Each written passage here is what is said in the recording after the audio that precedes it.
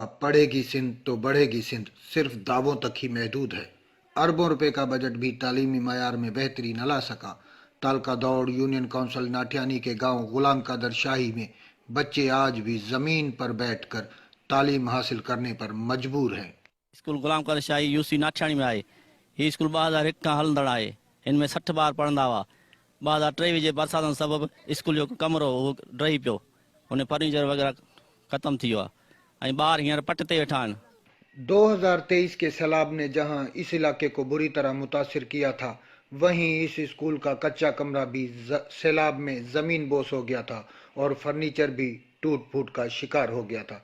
सख्त सर्दी के बायस एक बच्ची को फालिज हो गया है। स्कूल एक कच्चो कमरो हुयो किरी पियो त असांखे साल थी वियो आहे पट ते वेठा आहियूं। सीउ ॾाढो आहे। असांजी भेण मुस्कान खे फालिज थी वियो आहे। उहा अस्पताल दाख़िल आहे। साल थी वियो आहे असां पट ते वेठा आहियूं। असांजी हिकु भेण मुस्कान हुई, हुनखे सीज लाइ करे फालिज थी वियो। उहा अस्पताल में दाख़िल आहे। गवर्नमेंट खे चऊं था असांखे।